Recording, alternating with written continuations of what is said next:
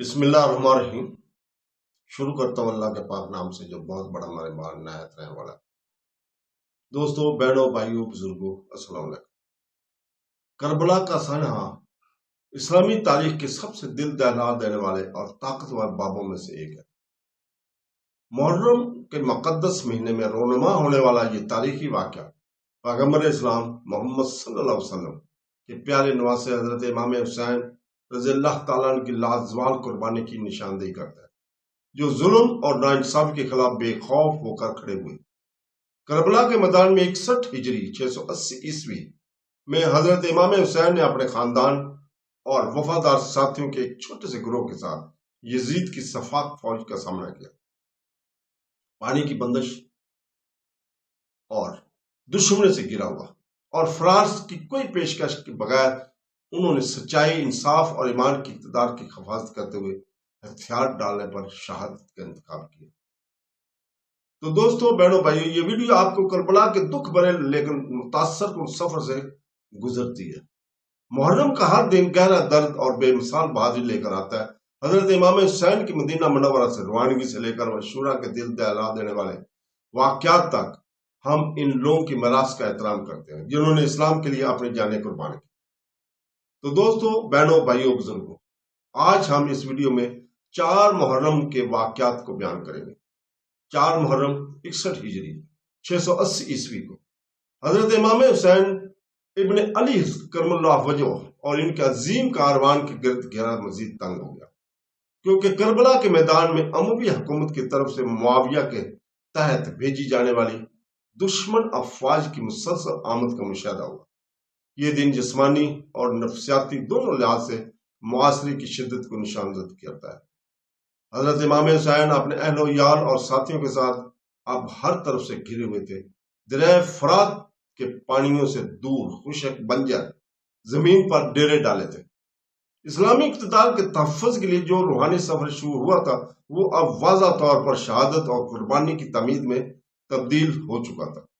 4 محرم ایک ایسے دن کی عکاسی کرتا ہے جس میں بڑھتے ہوئے جبر، گھیراؤ اور حسین رضی اللہ تعالیٰ عنہ اور ان کے ساتھیوں کی طرف سے زبردست مشکلات کے باوجود اٹل ایمان کا اظہار ہوتا ہے۔ اس دن تک عمر بن سعد کی فوج 20,000 سے زیادہ فوج تک پہنچ چکی تھی اور علاقے کے مختلف حصوں سے کمک پہنچتی رہی، اور اموی حکام یزید کی ظالمانہ حکمرانی کے خلاف مزاحمت کے کسی بھی علامت کو دبانے کے لیے بے چین تھے، اور حضرت امام حسین مخالفت کے سب سے طاقتور جائز آواز کے طور پر کھڑے تھے۔ کربلا میں ان کی موجودگی ایک بدعنوان حکمران سے بیعت کرنے سے انکار کرتے ہوئے یزید کے خلافت کے جھوٹے جواز کو خطرے میں ڈال رہے تھے۔ اس اخلاقی بغاوت کو کچلنے کے اموی حکومت اپنی تمام تر فوجی طاقت استعمال کرنے کے لیے تیار تھی۔ عمر بن سعد اگرچہ ابھی تک اندرونی طور پر تنازعات کا شکار تھا، کوفہ کے گورنر عبید اللہ ابن زیاد کے حکم کی پیروی کرتا رہا، جس کا دل امام حسین رضی اللہ تعالیٰ عنہ کے خلاف سخت تھا اور جس کی خواہش نے اسے ظالمانہ منصوبہ بندی پر مجبور کیا تھا۔ محرم 4 کو فوجیوں کے نئے دستے پہنچے اور ہر نئی آمد نے حسین رضی اللہ تعالیٰ کے کیمپ پر نفسیاتی دباؤ میں اضافہ کیا۔ دشمن کی جانب سے خیموں اور بینروں کا وسیع سمندر حضرت امام حسین کے عاجز پرامن کیمپ سے بالکل متصادم تھا۔ طاقت کے زبردست مظاہرہ کے باوجود حضرت امام حسین کے صفوں میں کوئی خوف یا کمزوری نہیں تھی۔ 72 جن میں تقوی، ہمت اور گہری وفاداری کے لوگ شامل تھے ثابت قدم رہے۔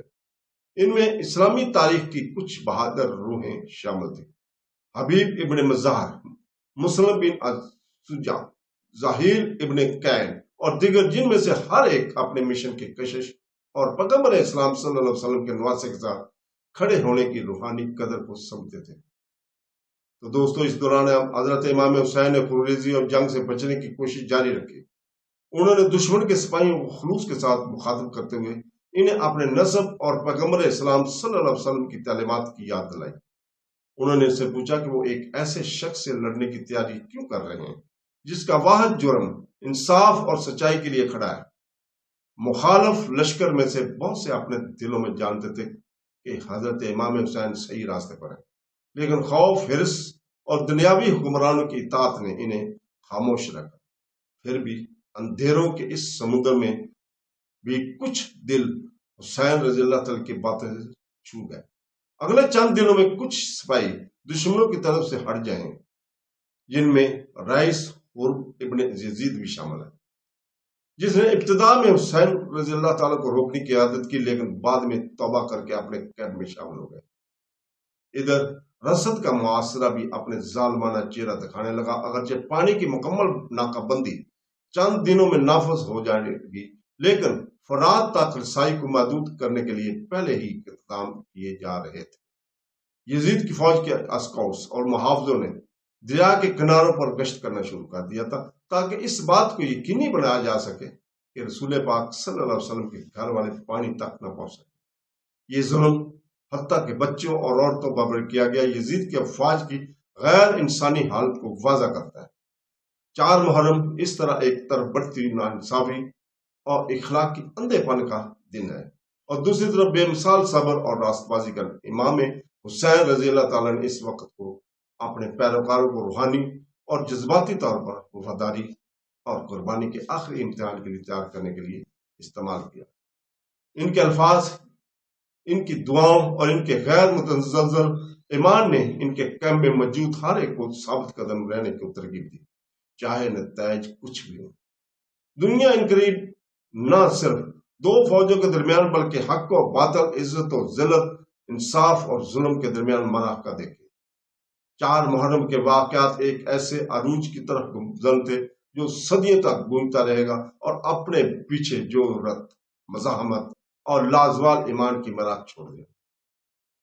کربلا کے دل دہلانے والے واقعات کو یاد کرتے ہوئے آئیے نہ صرف حضرت امام حسین رضی اللہ تعالیٰ عنہ اور ان کے ساتھی قربانیوں کو یاد کریں، بلکہ ان کی سچائی، انصاف اور اٹل ایمان کی اقدار کو مجسم کرنے کی بھی کوشش کریں۔ ان کے میراث ایک لازوال یاد دہانی ہے کہ ظلم کے خلاف کھڑا ہونا ہر مومن کا فرض ہے۔ ان کی ہمت ہمیں وقار اور نیکی کے ساتھ جینے کی ترغیب دے۔ آمین ثم آمین۔ اللہ